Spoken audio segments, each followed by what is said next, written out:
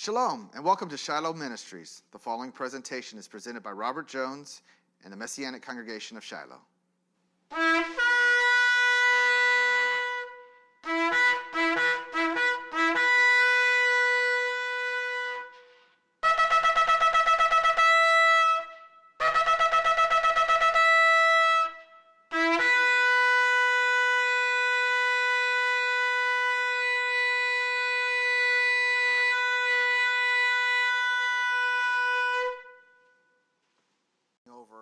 Showing what the death and resurrection of Yeshua, what was the purpose of it.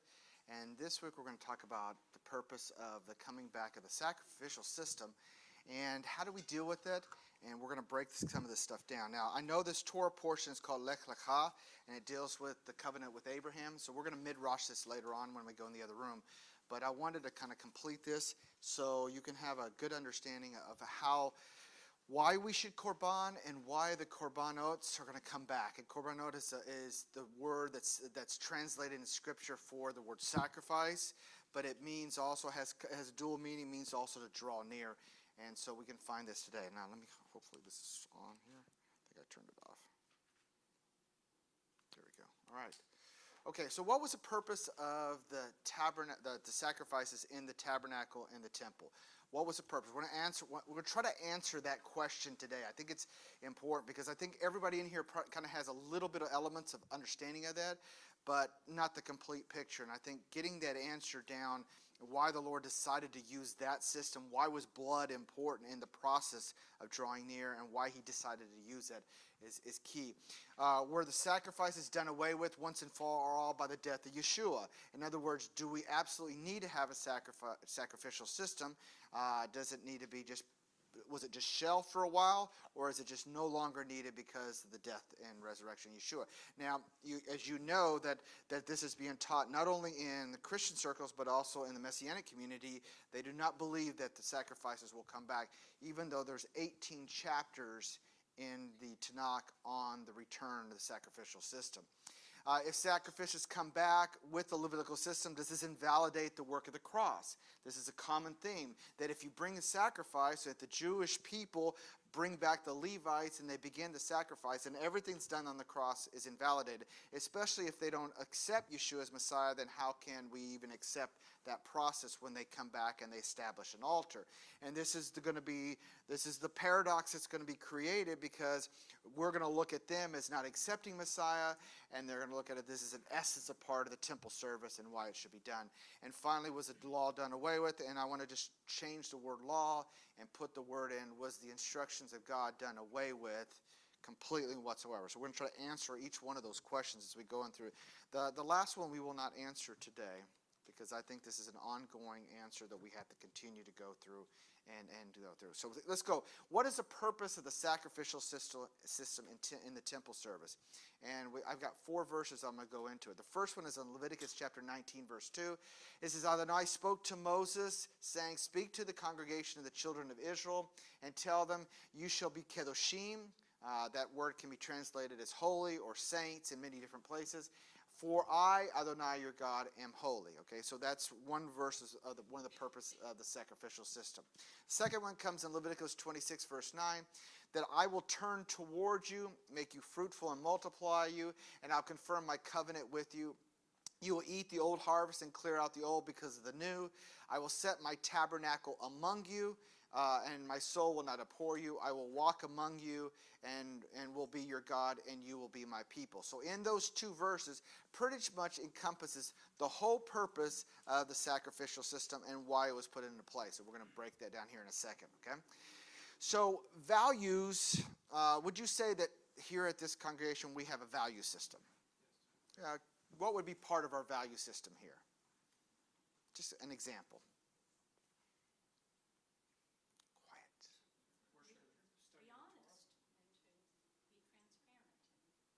Would that be part of our value system, or is that a biblical value system, or both? Okay. All right. So give me some other examples of our value system here. I think this is important that we draw an understanding on. Respect one another and their viewpoints as we talk and midwife. Very good. Yeah. I was going to say curiosity, have an open mind to what we may not know in the past. Okay. How about Part of our value system is to observe the Sabbath. Is that part of it? How about to keep his feast? How about to have the menorah, the light of Yeshua in our hearts? Is that part of our value system? Is if we are, part of your value system is what you tell other people about. Okay? So when you're speaking to somebody else about a value system, you're not saying, well, I just tell the truth, because they naturally would assume that you tell the truth. But if you say, I observe the Sabbath, because when you're telling that, they're telling a part of your value system. So values are what Leviticus is all about. They pervade every chapter and almost every verse. Many may be surprised to read this, but the dominant view of Leviticus is that it consists of only rituals. That's what it's being taught. It's just a system of rituals. A lot of people cannot stand to read this book, and they skip over it. Or they read through a little bit, they find a couple verses that meet something that they need for an overall study, and then they move on, and they don't stay, and they don't realize that this is really the heart of our king is in the book of Leviticus, and the value system of our king is in the book of Leviticus. And when you know it, you study it, and you write it in your heart, you understand the heart of our king. However, underlying the rituals, the careful reader will find an intricate web of values that purports to model how we should relate to our king and to one another.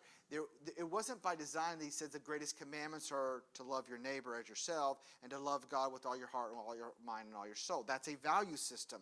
But to understand that value system, you go into the book of Leviticus, and it breaks down that value system. Anthropology has taught us that when a society wishes to express and preserve its basic values, it ensconces them in rituals. Okay, so let me ask you a question. Our society used to be a kinder, gentler society, but over the generation, over the last few years, it's turning against each other. And we discussed that this morning, that the Lord is actually turning us against each other for a purpose and a reason, just like he did it in times of old. And to understand that it's difficult because it really is a form of punishment when you turn on yourself. But that's not the way that God wants things to do. He wants us to get along with our neighbor. He wants us to love our neighbor and to work with that. But when we turn on it, it's because our heart is bent on evil. So to ensconce those rituals, let's look at the next 3 holidays that are going to take place in the month of end of October, November, and December. Does that define the value system of the United States of America based on those holidays? Okay? Yeah, so when somebody expresses the greater community of the United States, does it come through in those 3 holidays? Halloween, Thanksgiving, and Christmas. It does pretty much tells a value system. What does it tell you of that value system when you see those 3 things and you set them aside as one? What do you think? Idolatry, pagan. Well, one of the things is that people that observe those things don't really understand who God is. They don't know his heart, and they don't know who their enemy is. Okay. Or even what they're celebrating. Okay, that's good. Mixed worship. That's it. Because That's it. on our street, there's somebody that has their yard so completely full of this demonic Halloween stuff, and then in the front they have a cross. Yes. That's what I really wanted to get at. There is confusion. There's a value system of confusion in the United States of America. But there's not a confusion in the book of Leviticus, but it's interpreted that there's confusion, and this is why people think that the sacrificial system should not come back whatsoever. There's a misunderstanding of the purpose of the death and resurrection of Yeshua and what he did, and so that's why we have to look at those and get those, break those down. All right, let's keep going.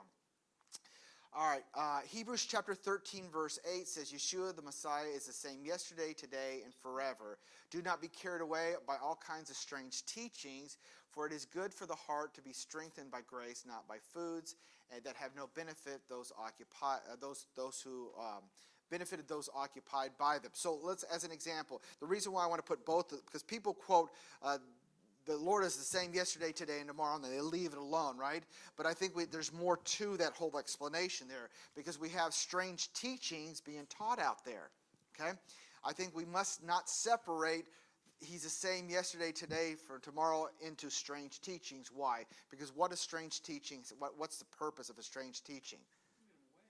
To take away from the original, the way it was originally set up. In other words, you bring something in it that clouds, as Leslie was saying, this mixed worship is as a result of strange teachings and belief systems that leaked into a belief system that was true, and as a result, now people are clouded. So when you say you should keep the Sabbath because it's one of the commandments, and they say, oh yes, Sunday, or they come up with an excuse, or they justify their behaviors on Sunday, when all that happens is because it leaked into their value system confusion of strange teachings that should have never come about. All right? So let's go back to the three verses. Let's go back to those three verses on the value system here that we spoke about back in here. Those Leviticus 19:2 and Leviticus 9:26. These are the reason for the sacrifices. All right, you're going to find three things here. We're called to serve a holy God and to be in the presence of a holy God. And we as human beings are not that. And so if we're not that, in order to draw near to him, we must be like him, okay? So there's a process to draw near a holy God where we must become like that. In 1 Peter and in 2 Peter, he mentions this again, that when we come into his presence, that we must be holy. Second thing is that our goal is to have our Creator turn his face towards you, okay? If he turns his back on you, what does that mean? He's rejecting you. When you turn your back away from him, what are you doing? All right, so the goal here is for us to turn toward him. It seems like an obvious thing, but the whole purpose of the word teshuv means to turn your back on whatever you were serving, right? And turn toward him, and then he'll turn his face toward you. So part of the whole purpose of sacrifices is because you serve a holy God, and he wants you to draw near to him and look at him face to face, all right? The third thing is there's a desire to tabernacle and walk with us, okay? Those two things. So in order to be in the presence of the holy God, Randy, okay, in order for him to turn toward us, in order for him to walk with us, in order for him to tabernacle us, there must be a system put into place so that can be done, because we are a created being that will die in 120 years, okay?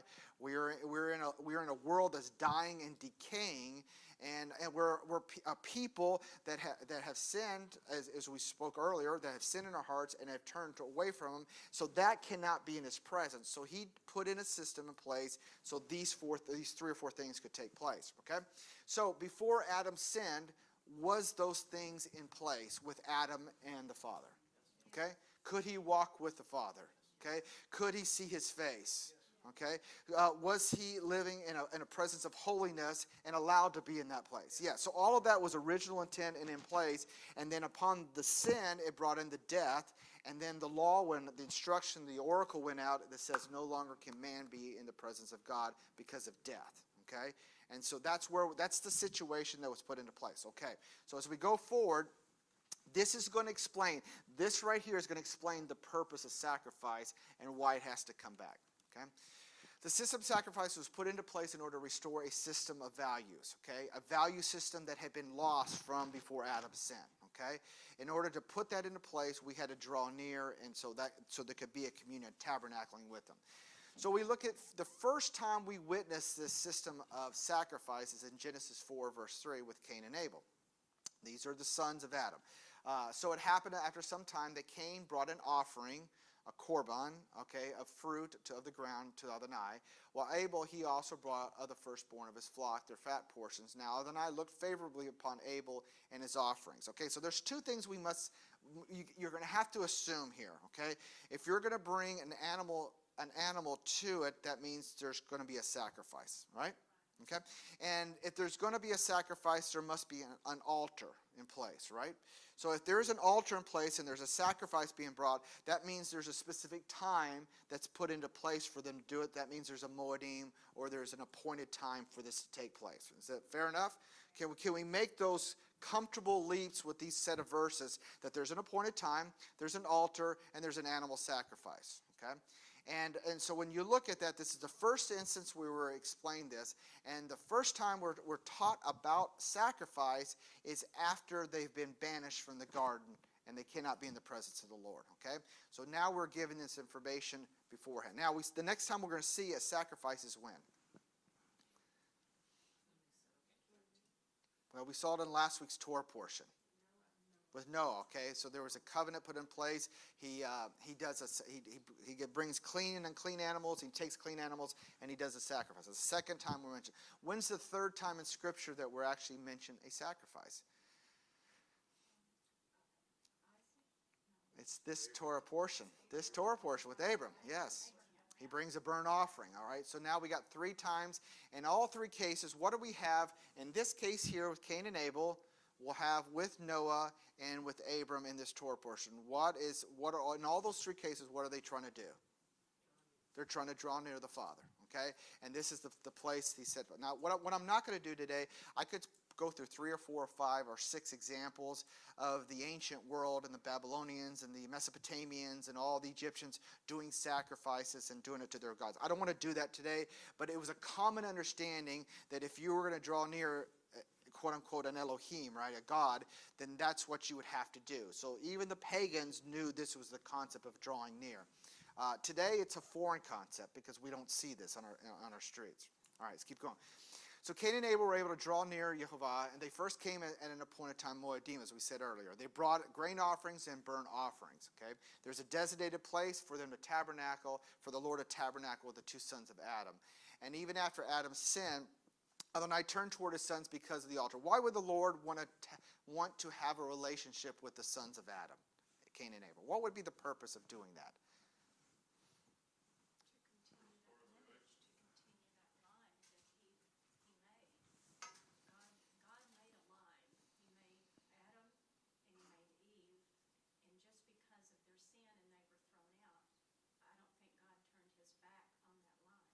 Okay. All right. Anything else? He began the restorative process even before he kicked them out. I mean, he clothed them. Yeah. I mean, so at that point, I think he's all about mercy and restoring back to a right relationship. Okay. Because he's seeking what? You just said the word. He's seeking a relationship, okay? So because of the heart of the character of our King, he's seeking a relationship. He's providing a venue for us to have that relationship. And this was the first step in that, okay? Now, so if we see in Leviticus the heart of Jehovah is these 4 things, a value system. Was this done before the covenant of the law was put to place? Absolutely, yes. So, because it's always been about being in his presence and tabernacling, having that relationship. So here's a question I'd ask, and I want you to write this down if you can, either mentally or physically. Why would the Lord choose blood as a form of sacrifice? Why sacrifice? Why blood? And why did he choose that in order for that drawing near process to take place? I don't want you to answer it now, okay? I want you to study this out. Because it is in Scripture, it tells us, but you're going to have to work on it, okay? And it's a really important thing to grasp this idea of sacrifice. You've got to understand why he decided to use a sacrifice of an animal, why that was important. Now, it's not the only thing there's done. There's other sacrifices that don't have blood, but this is one of them that's the primary, okay? Sacrifice was not needed before the fall of Adam, I believe, right? How many people believe that? That sacrifices were not needed before Adam sinned. Would you agree with that?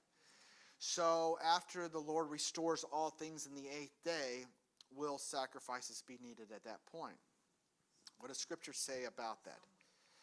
So, okay, I'm glad Leslie's looking at this. All right, so one of the things we talked about 2 weeks ago is this process of 7,000 years, a 7-day period, where that in order for us to draw near and be cleansed, there was a sprinkling on the 3rd day and a sprinkling on the 7th day. And after that 7 days of either touching a corpse or having leprosy or being outside the camp, there was a process of bringing that back in, okay? We're going to look at that 7-day process as we go and get into the middle of this here in a minute. But just don't forget that, because the millennial reign is that 7-day process of sprinkling, which we'll read about in Ezekiel 36. So one would ask, why have I not been able or taught that why was I taught that sacrifice was done away with? Anybody ever asked that question? Why was it taught that it was done away with? Because they believed that Yeshua took care of it. Okay, that's one reason. What's another reason? That's the 90% answer, but there's still a little 10% in there. What's another one? Okay, the law's been done away with. That's about 2 or 3%, okay?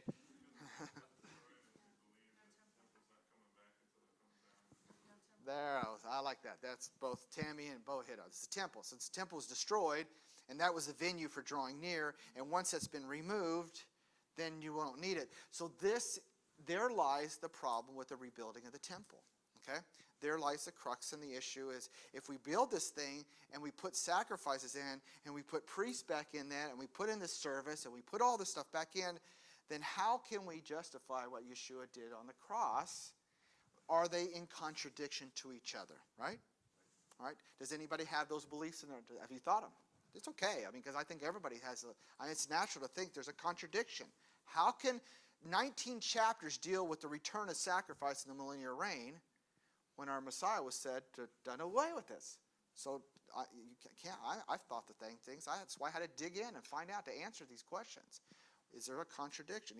Is anybody going to be honest? Yeah. Okay. Yeah, the other thing too, Rob, is that people don't believe in the millennial reign. And that's the first thing. There are people who don't believe in that. Yeah, because they're going to be raptured out. So how can you, the sacrifices are even secondary to that. You have to believe that. Yes.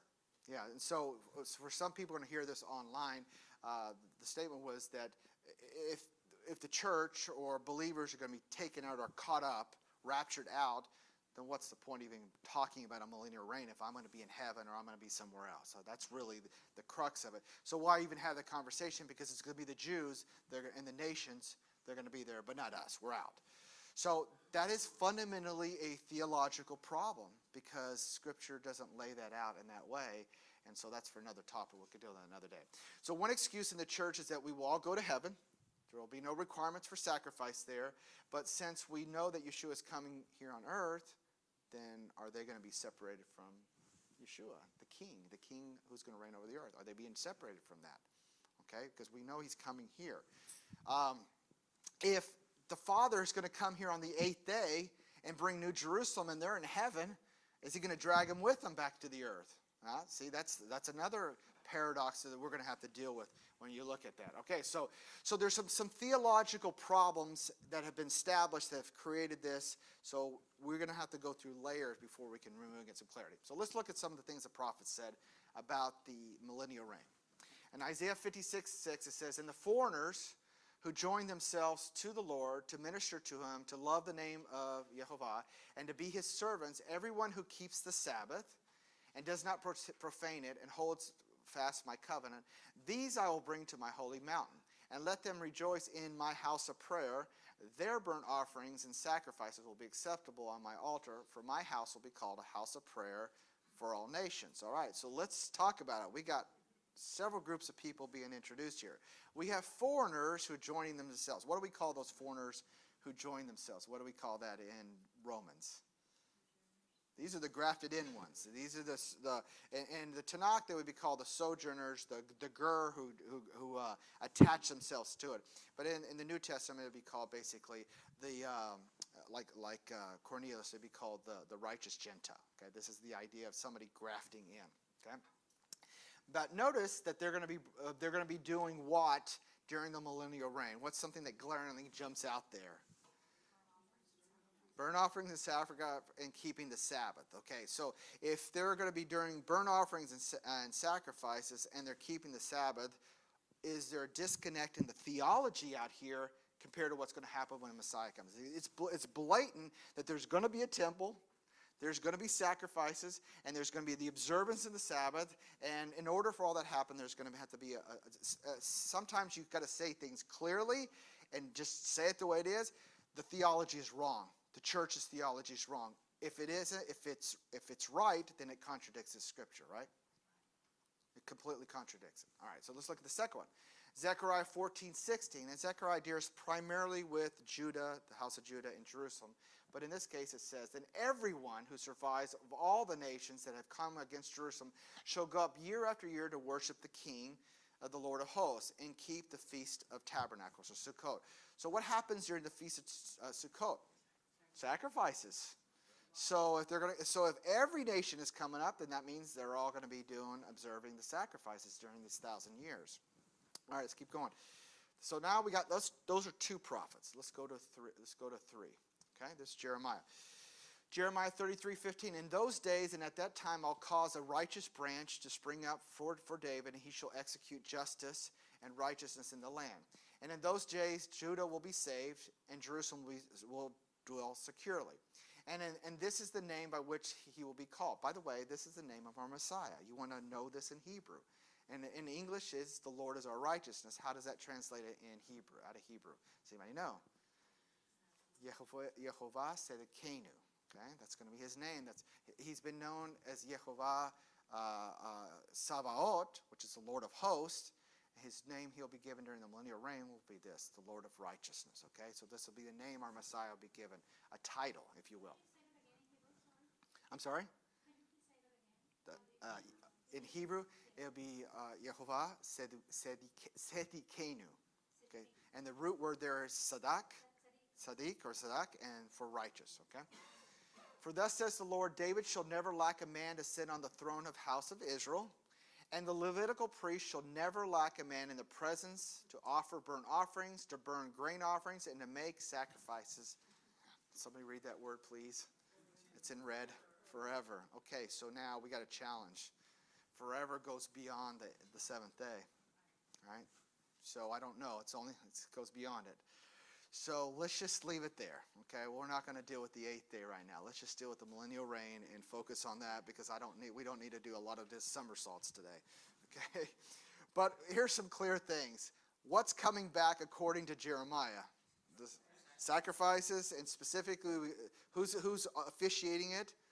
The Levitical system. So should we respect what is happening in Jerusalem right now with the training that's going on with the Levites and them going through the 2-year school to learn this process again? Should we respect it and understand it if we're going to go along with Scripture, one of the prophets, okay? And if we speak slander against that, or we speak in slander against the word of the Lord that came out of his own mouth, okay? Now I know there's a lot of people who struggle with this, and that's okay. But I'm not just giving you one verse, and I'm not just going to give you 2. I'm going to give you 3. We're going to keep doing this as we go through. So let's go to the 4th prophet here. Now, from chapters 40 through 46, the whole 6 chapters deal with the return of the temple, the building of the temple, the return of the priest system, and the sacrificial system in the millennial reign. So all 6 chapters.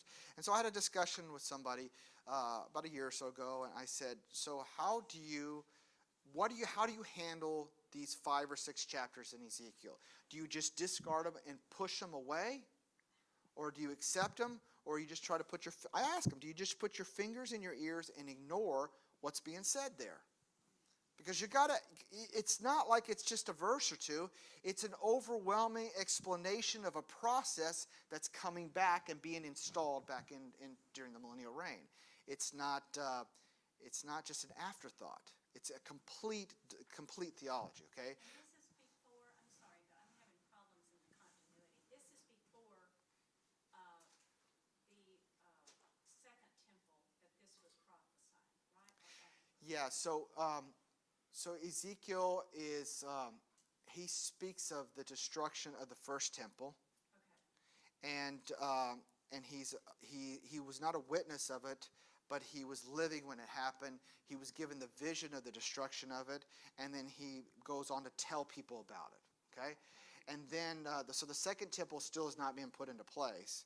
All right, so so one may say, well, maybe it applies to the second temple, but we know by the pure measurements and what they did, it's not the second temple. So in Ezekiel 43, verse 18, it says, Then he said to me, Son of man, thus says Adonai Elohim, these are the statutes or the instructions for the altar on the day that they will construct it, in order to offer burnt offerings on it and to sprinkle blood in it. Give a young bull for a sin offering to the Levitical Kohanim, who are the offspring of the Zadoks, who come near to me to minister to me. It is a declaration of Adonai. Verse 20. You are to take some of its blood and put it on the 4 horns, on the 4 corners of the ledge and on the borders around it. So you will purify it and make atonement for it.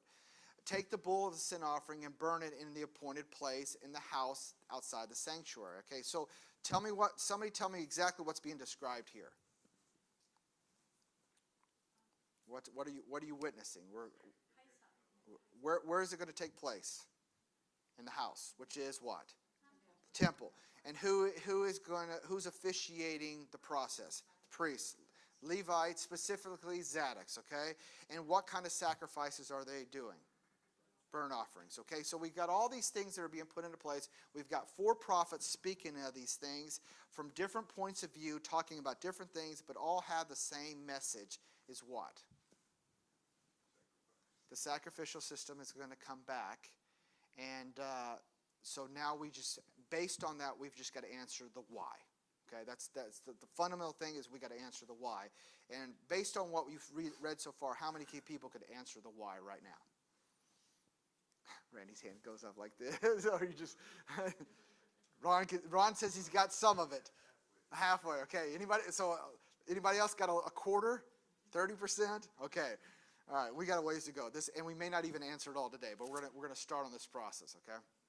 All right, so let's go to Isaiah 66. We already spoke of him, but this is one thing I wanted to really bring out in this. For I know their works and their thoughts, and it'll come about that I will gather all the nations and tongues, and they will come and see my glory. Okay, now when you come and see his glory, what does that mean? You're drawing near, you're in his presence, and when you come to be in his presence, you've got to have this process that he's put into place, okay? He says, then I'll set up a sign among them. I'll send survivors from them to the nations, to Tarshish to pull the lute, who will pull the bow, to Tubal, Javan, the distant islands, that they have not heard of my fame or seen my glory. Then they will declare my glory among the nations. Now, when you read that verse, there's something that's going to escape, and I'm going to bring it back here in a second. Then they will bring all your kinsmen from all the nations as an offering. Now, who are the kinsmen? Who are the kinsmen? Kinsmen of who? Yeah, the kinsmen of Israel. So this means all the Israelites, okay? And who is Tarshish, Pul, Lud, Java, and who are those? Those are the nations, okay? The nations, okay? Then the Adonai, so I'll bring all your kinsmen from all the nations as an offering to Adonai on horses and chariots and on litters and mules and camels to my holy mountain Jerusalem, says Adonai. Just as the children of Israel bring their grain offerings in a clean vessel to the house of Adonai, I will also take some of them. Who are them? Kinsmen. I'll take some of them as priests and for Levites, says Adonai. Now, what are they going to do with those guys? They're going to take them out to the nations. And so there'll be people from the 10 tribes, and there'll be people, and he's going to make them priests and send them out to the nations and teach them this process on how to draw near. So in the places like Pul and Lud or Tarshish, in those nations that were called by Ezekiel in those days, today they may be called Spain, Algeria, they may be called another name, but in those places he's going to send priests to Algeria, Japan, United States of America, and he's going to teach them his ways so they know how to draw near. And so when they come into the presence, they come into Jerusalem, they will know the proper rituals and things in order to do that and have that relationship with the Father. And so they won't blindly be doing it because most of those nations served other gods. But now they're going to serve the one true God, and they're going to do it in the appropriate way, and he's going to put people among them and teach them those things so they don't get lost. All right? Seem fair, right? Right now he's been sending out people to the nations to teach them his ways, and he has taught the gospel message has been taught, the message of the cross has been taught, the message of love thy neighbor, love the Father. That message has been taught, but now a new message is going to be taught, and that's how to draw near properly, okay? So there's a phase 2 that's going to take place in the future. Does that make sense? Okay. Is that interesting? I think this is pretty cool. All right, I think this is really cool. Okay. Uh-huh.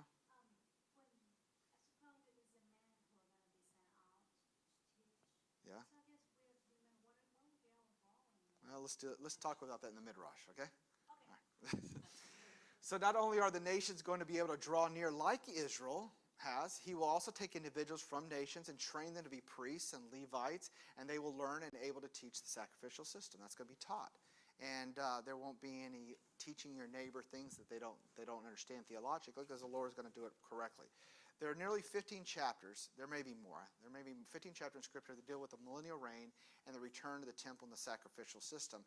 All I know is if there's that much information about this, then we probably ought to just learn at least 10% of it, right? At least 10%. Get the gist of why this is taking place, okay? So the question is not if sacrifices will return. and will everyone be involved in it, but why does it have to return? Okay? So it's not that it's going to, it's the why it has to. That's what we're going to have to answer, because right now, does everybody understand it's going to? Okay? But it's the why it's going to is we got to still answer. We still got to work on that, okay? All right. So let's look at I got this guy's view because I really appreciate it. It's one of the few Christian authors that his view is pretty healthy, okay? And so I'm going to use it because I think there's still a lot of wisdom out there, and there's some insight into this. So let's read here. He says, most premillennial scholars agree that the purpose of animal sacrifice during the millennial kingdom is a memorial in nature, okay? So if was all sacrifices memorial in nature based on what you've, over the years, if we've gone through the Torah portions, is sacrifices memorial in nature? No, that is not. Okay? Why? That's right. There's some harm that's been done, and because some harm has been done, something has to be fixed. Okay? Whatever that fixing may be. It may be a damage of a neighbor's fence, all the way to something you've done personally in the relationship with the Father. Okay? So as the Lord's Supper is a reminder of the death of Christ to the church today, animal sacrifice will be a reminder during the millennial kingdom of this, is what he says. To those born during the millennial kingdom, animal sacrifice will again be an object lesson. What kind of object lesson do you think he's talking about? It's a requirement. I think he's talking about the memorial in nature. He's pointing back to the memorial, the memorializing of something, okay? During that future time, righteousness and holiness will prevail, but those with earthly bodies will still have a sin nature. You read, where is it? Betty, you read in, was it Isaiah 65? What verse was that in Isaiah 65? Some of you remember Isaiah 65. I want to read that to you before we go on, because I think that's really key to understanding some of this. Let's see. It's where it says somebody will live to be 100 years old, etc. Oh, it's no longer will there be. Yeah, what verse is that? That's 20. Verse 20. Okay. All right. So no longer will there be in an infant, no longer will there be in it an infant who lives but a few days. Okay? Or an old man who does not fill out his days. For the youth will die at 100 years, but one who misses the mark of 100 must be accursed. In other words, what happens if a young man doesn't live to 100 years old? He's still considered a young man at 100 years old, and if he doesn't make it to 100 years old, he's going to be considered. There's a curse on him. Does that make sense? All right. So they will, and then goes on. They will build houses and inhabit them. They'll plant vineyards, etc. So what's still going to happen during the millennial reign? Life and death. There you go. People are still going to be passing away. People will be born. But life and death is still present during the millennial reign. Okay? And that's really important when you're looking at the sacrificial system. Okay? During the future time, righteousness and holiness will prevail, but those with earthly bodies will still have a sin nature. And there will be a need to teach about how offensive sin is to a holy and righteous God. Animal sacrifices will serve that purpose. Now, he's getting it here. He's starting to get it, right? It'll serve that purpose because he's dealing with a righteous and holy God. But in those sacrifices, there is a reminder of sins year by year. Now, what's that a reference to, the sin year by year? What's that a specific reference? Yom Kippur, right? There's atonement year by year.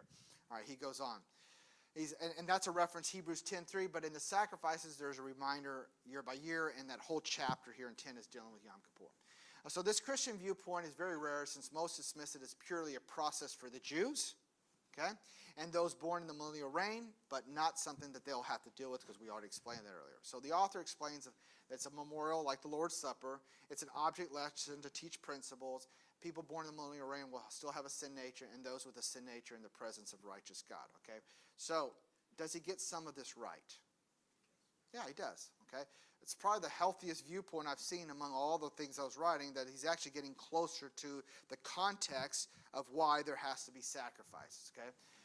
Now, let's go read here into Revelation chapter 1, verse 17. When I saw him, I fell at his feet like a dead man. But he placed his right hand on me and says, do not be afraid. I am the Aleph and the Tav, the first and the last, the one who lives. I was dead, but look, I am alive forever and ever. Moreover, I hold the keys. Who holds the keys? Yeshua, the Aleph and Tav. He holds the keys to death and Sheol. And Who had the keys of death and Sheol before?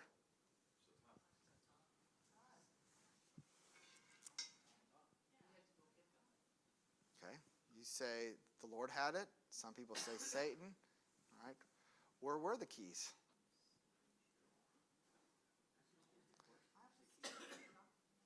Okay.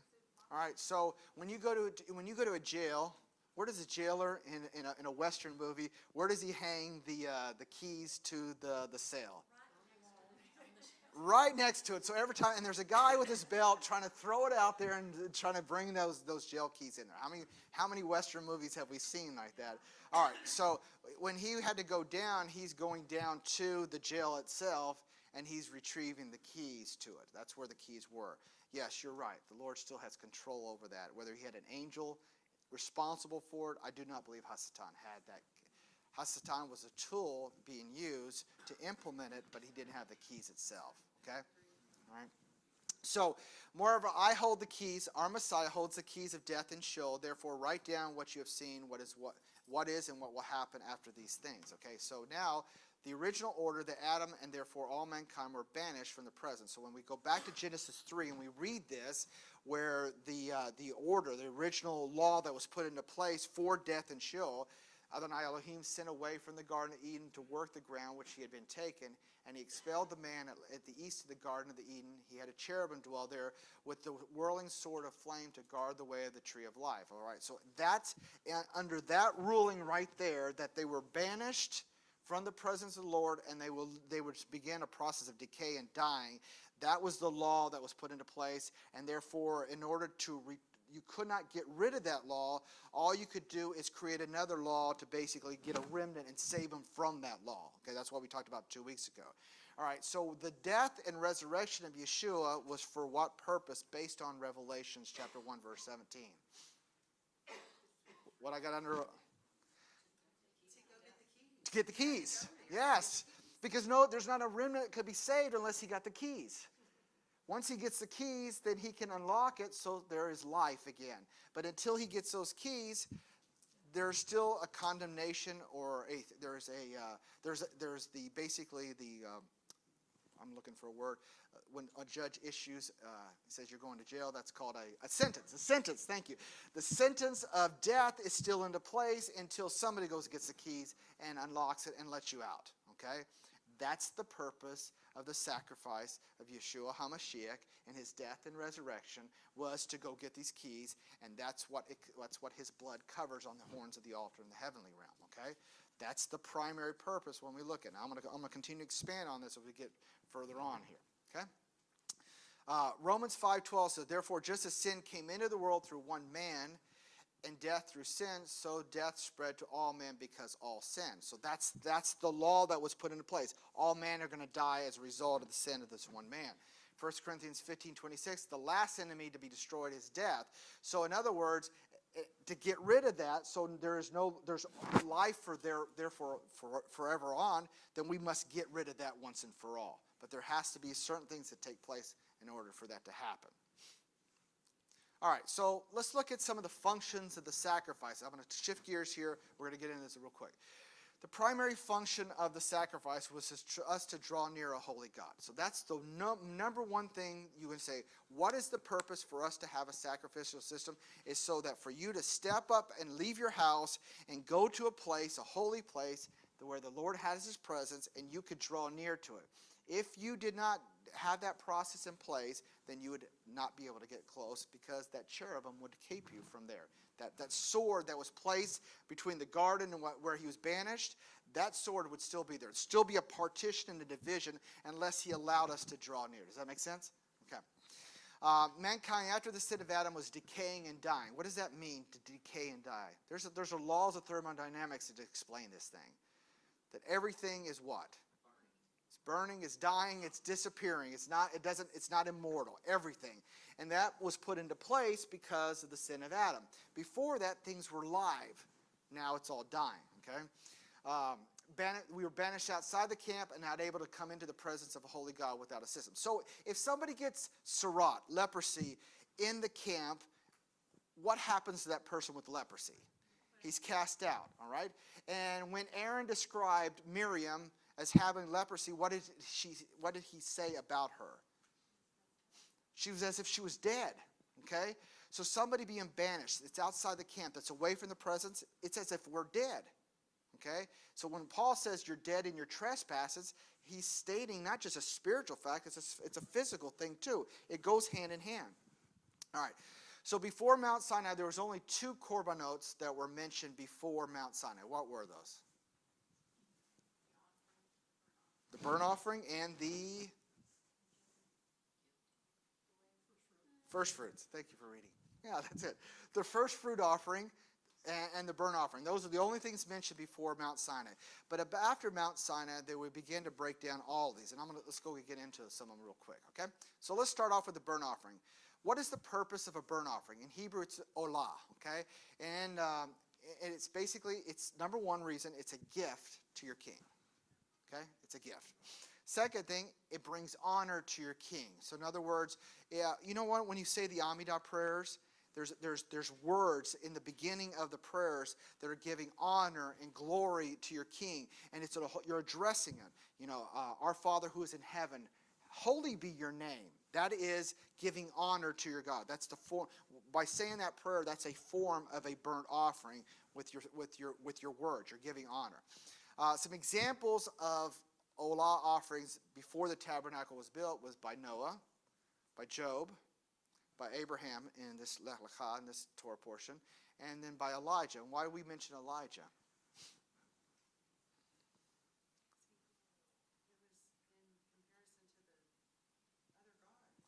Yeah, well, it was done on a high place. It wasn't done in Jerusalem. And even though there was a temple that stood in Jerusalem at that time, there was a priestly service that was going on in Jerusalem, this was the only burnt offering that was done outside of Jerusalem after that was put into place.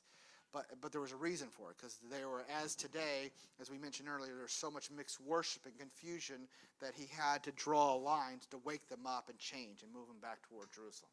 The number 4 reason for an olah offering is a consecration or an elevation of holiness. In other words, when you do this, you're raising up your level of kedushah. Kedushah is a first century word for kodesh, but you're going from this status to a higher status. Okay.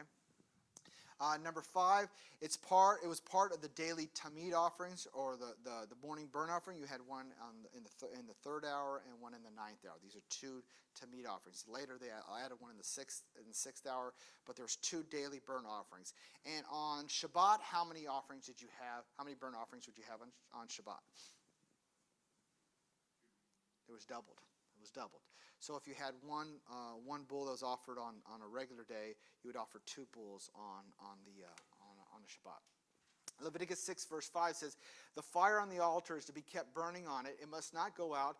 Each morning the Kohen is to burn wood on it, laying the burnt offerings in order upon it, and burning up as smoke the fat and the fellowship offerings.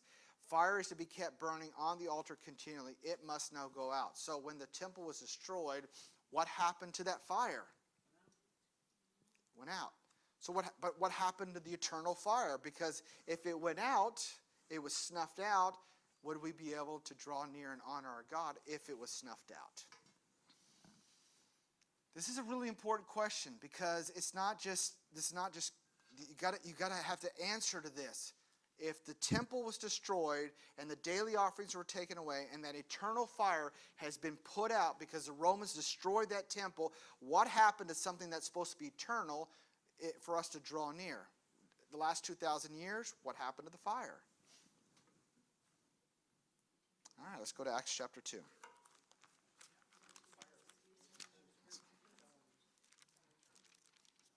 All right, let's read it.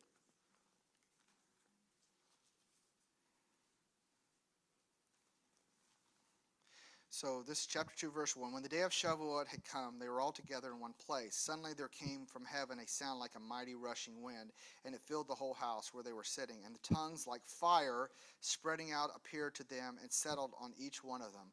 They were all filled with the Ruach HaKodesh and began to speak in other tongues as the Ruach enabled them to speak out. So the fire, that eternal fire, was brought on that day. That's how it continued that fire. The first time it was lit back in Exodus when they built the tabernacle. Where did that fire come from? Heaven. It was a heavenly fire that came down. So there's a continuation of it in the first century, on the Shavuot, on the day of what we call Pentecost. On that day, there was a continuation of that burnt offering. So we're still able to draw near the Father, but we do that through what? The Ruach. Okay? But it still has to be a burnt offering. There's still a method of drawing near here. Okay? Does that make sense? It's okay if it doesn't. Okay, we'll keep working on it. All right.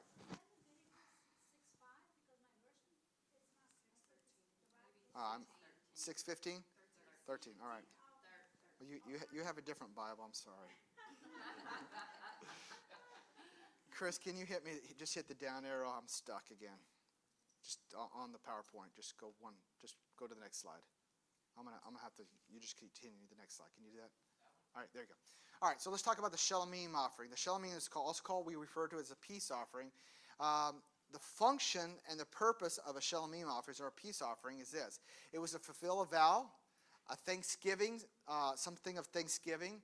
So in essence, our Thanksgiving celebration that happens on the 24th of November is the essence of a Thanksgiving offering.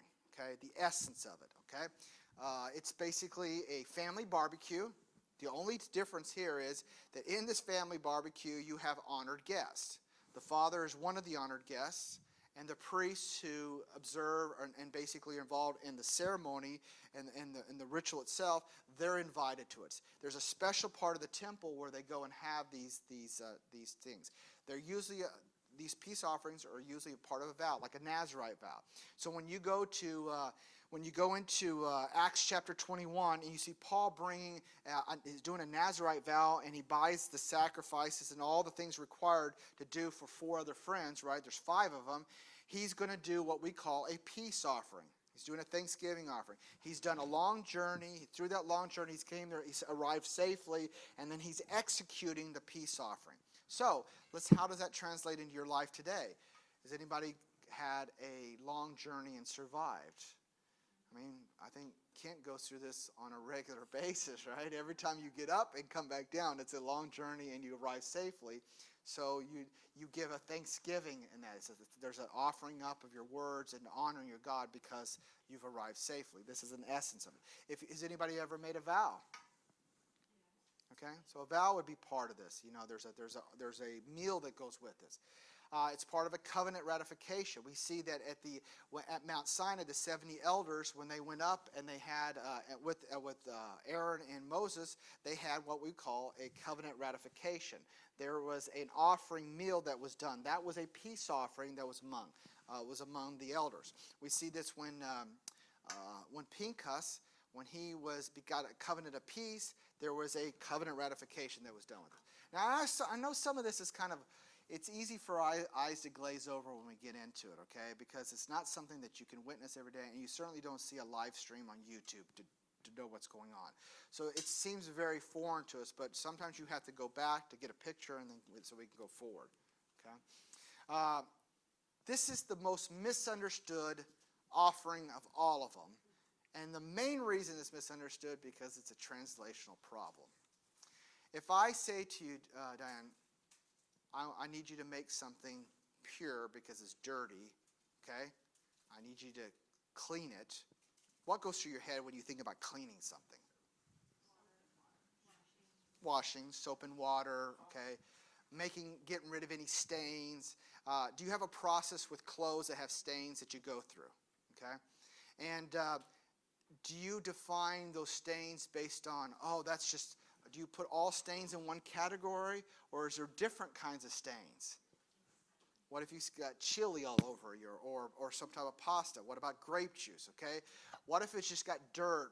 Or how about dirt from Oklahoma that's red versus dirt here in Texas and more darker? Is it different kinds of stains? But you do have different processes you go about that, right? Okay, now, the problem with the word chatat, it's been translated, Randy, as sin, but it really should be called purification offering, okay?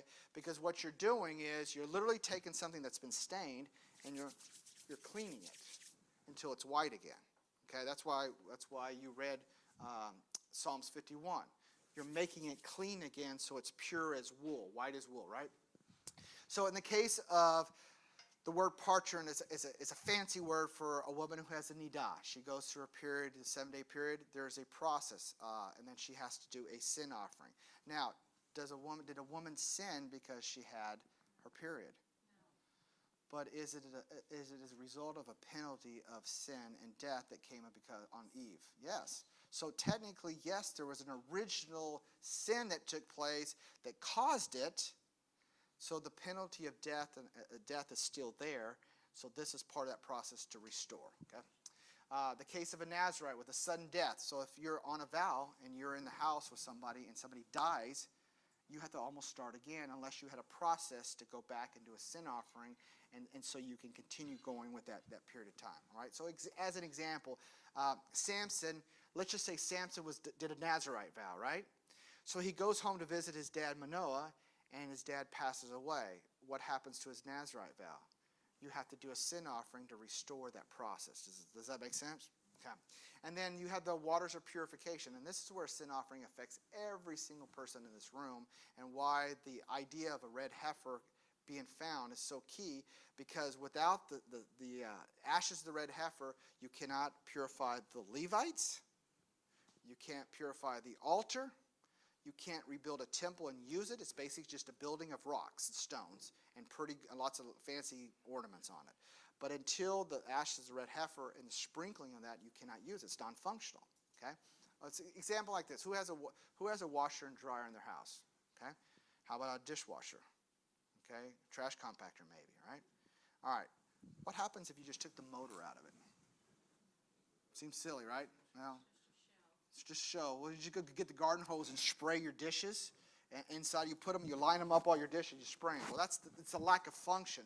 So by having the ashes of the red heifer, Ron, without that, you can't consecrate it. You can't raise it up. You can't make something clean. You can't sprinkle it with water. So let's go to Ezekiel 36. I'm going a little slow here, and I'm going to try to wrap this up. But to me, if you don't do this, this is a really complicated stuff. Okay, I'm not trying to. This is not simple things, because the truth is there's not very good teachers out there, and the guys who taught me on this stuff are probably the best in the world. Okay, and in fact they've been accredited because of that. And as a result, what I'm teaching, I'm not going to give any credit to myself on this, because guys like Ryan White, Joseph Good, and Rico have sat down with a lot of people before them and came up with this understanding, because there's so much confusion about what the blood of Yeshua did and why the Levitical system has to come back to the millennial kingdom. And if there's a disconnect, and the Lord does not have a disconnect in the scripture, then we need to figure this out. Okay? So let's go to Ezekiel 36 real quick. Somebody find that verse for me and you can read it, where he sprinkles us with water.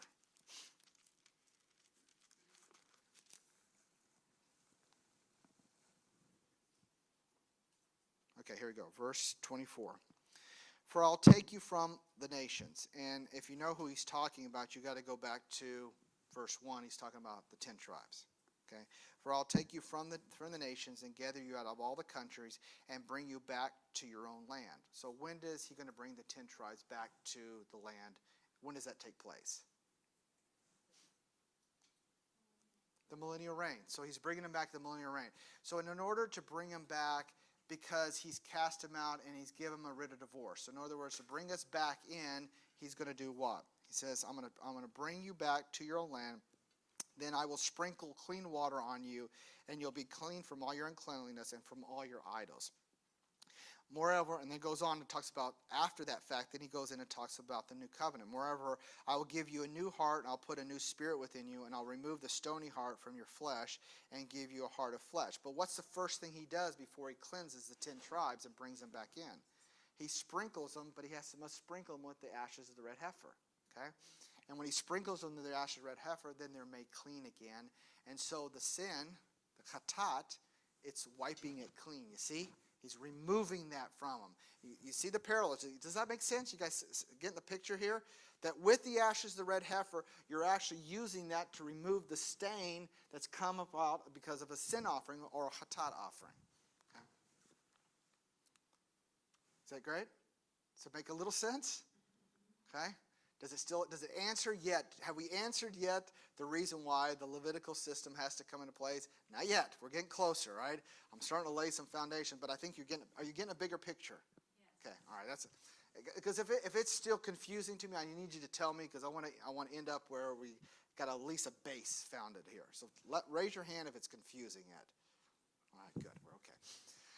The biggest confusion comes from naming it sin offering. Okay, it should be called, like I said earlier, purification offering. Cleansing the altar after an altar has been desecrated, like the abomination of desolation. So, when people teach that the altar and the temple is the altar of the Antichrist, I say that's just a mess, because it's just bad teaching. Because it was originally purified by the ashes of the red heifer, and it was consecrated in elevated status. But then comes the enemy, and he desecrates it.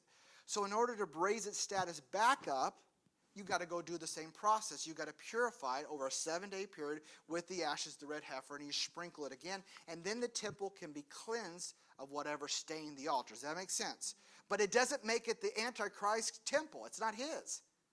It's God's temple. It's a house of all prayer for all nations to go worship the one true God. Okay?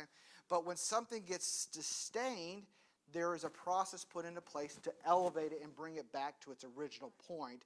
And that's what we're talking about these. These are things that are put into place to bring stuff in elevated status, okay? The Asham offering, probably the most important one, and it's addressed through a lot of parables by Yeshua. The function of a trespass offering is it's the desecration of the sancta. An example of this, when Belshazzar grabbed all the items of the temple and he began using it for drunkenness and lasciviousness, that was a desecration against a trespass against the temple itself and the items. Okay, now another way we find in Exodus, in Numbers, is when, let's just say that has anybody ever on purpose ran your car into somebody else? Of course not, you wouldn't do it. But what happens if you did it by accident? Has anybody done it by accident to you, right? Is there a system in place to restore what's been damaged? What is it? Insurance. But do a bunch of people in Houston not have insurance? And what do those people do when they hit a car and they realize that they're going to get caught? What do the most of them do? Run. That's happened to me. I got hit and the guy took off. I'm like, oh, well. So you got to fix it yourself. But is a relationship still destroyed? Yeah. So part of a trespass offering is that you damage something of somebody else, and you're going to restore that process. Whether it be the temple that needs to be restored, the relationship with your brother that needs to be restored, or something that's done to somebody else's business. Okay, these are all things. So when Yeshua says, when somebody comes and brings their offering, he says, leave your offering there and go back and make right with your brother. What is he teaching us? The Asham offering. Go back and restore that relationship, and then you can go and bring your offerings. But I don't want to see the offerings on my temples in the treasury until that relationship has been restored. So has that been done away with? Of course not. Was it always that you have to restore a relationship with a brother? Right? The process of sacrifice in the temple, which is the means of basically being I hate to use this word, the memorial of the event. That's basically what it is. You're memorializing the event, and you're making it right with the Father. Okay? I'm going to go to... All right. So, is there an offering for an intentional sin? No. You say no. Does anybody say maybe? All right. Jennifer, is there an offering for an intentional sin? It's okay to say, I just really don't know, because it's 66 books in there, and I'm sure something in there may say it. Okay, let's read it.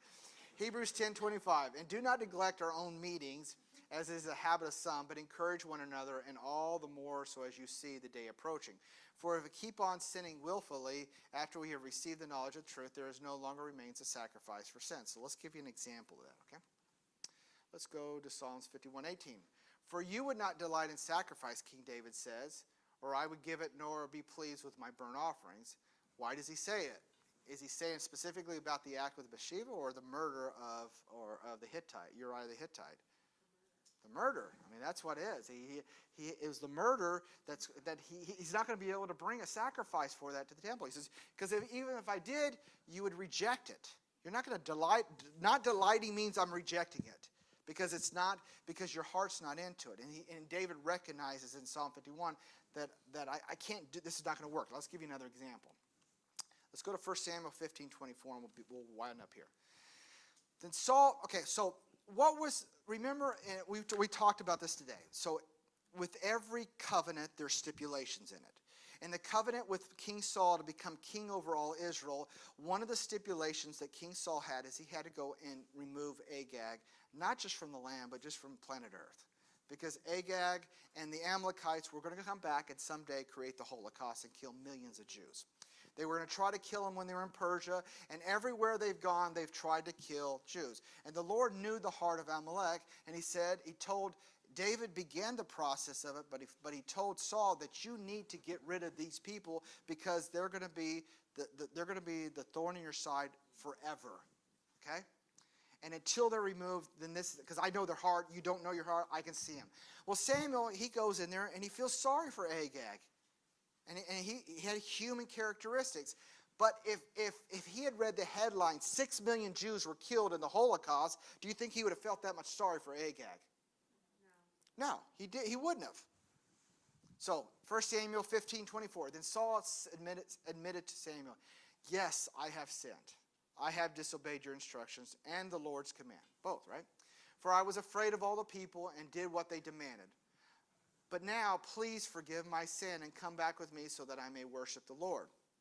But Samuel said, I will not go back with you since you have rejected the Lord's command. He has rejected you as king of Israel. So was his sin forgiven at this point? No, it wasn't. All right, but was Saul done there?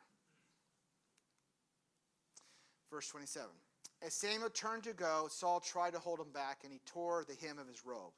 Now, what happens when you tear? What does that mean when you tear the hem of a robe of a priest? You're bringing dishonor to him, right? Exactly. And Samuel said to him, the Lord has torn the kingdom of Israel from you today as he has given it to someone else.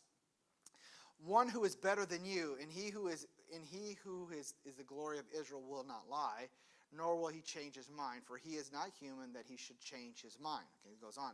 Then Saul pleads. And now this is where the real heart of Saul got it right. Okay? I know I have sinned, but please at least honor me before the elders of my people and before Israel by coming back with me so that I may worship the Lord your God. Why did he want to worship the Lord your God? What was important about that statement there? He realized that he had been severed from the relationship with God because he disobeyed. Yes. And he wanted to reestablish that relationship. So he's pleading with an intermediary. Samuel's acting as an intermediary, as Yeshua would. He's pleading, please allow me to restore this relationship. I've broken it. But at anywhere does he tell Samuel, hey, look, let's go back over to Shiloh, and we'll cut up some bulls and some lambs, and we'll take care of this. Does he say that? No, he does not. He keeps pleading. He says, so Samuel finally agreed and went back with him, and Saul worshipped Jehovah.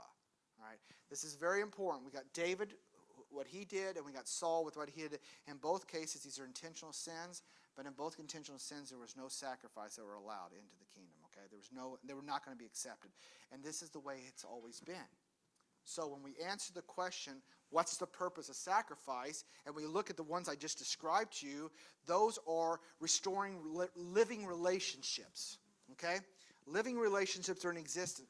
But these are death issues, complete severing relationships with God unto death. And this has to be treated in a very different manner and will always be treated in that manner. All right, let's end up here. The purpose of all sacrifice is for us to draw near a holy Elohim. The Levitical priests were established as an intermediary to teach us these protocols of what we're supposed to do. That's why we don't need to reject them when they start trying to do what they're called to do. Because drawing near a holy Elohim can be life and death. It was critical that things were put into place that if you did draw near, you wouldn't die, right? Nadab and Abihu and Nadab. Those guys drew near. They didn't take care of the protocols, and they were killed instantly. Ananias and Sapphira. There was protocols put into place. They violated those protocols as they drew near. The temple hasn't been in place, nor the daily offerings, for 2,000 years. We have a high priest who intercedes on our behalf right now. Okay? So if I was Samuel or I was David today, how would I plead with my king to restore the relationship? That's the only way. You would grab the hem of his garment, the tzitzit, and beg for what? For mercy. Just like the woman grabbed the hem of his garment. You see, he grabbed a tzitzit. That's where you go for the mercy. That's why Joab, the uncle of King David, went for mercy so he wouldn't be killed. He grabbed the horns of the altar. That was a representative of the tzitzits on the four corners of the garments. Okay. This has been lost to many generations. We do not understand we serve a holy Elohim, and for us to draw near a king, he put into place a way to do that, and that was through blood sacrifice. Okay? And without that understanding, our prayer life falters. I believe if we don't restore those relationships within individuals, then your prayer life is worthless. You're hitting a ceiling. There's no communication. You've separated yourself from the Holy God. That's why when we go back and look at Asham offerings and Hatat and Shelamim offerings. We look at these in the context of restoring relationships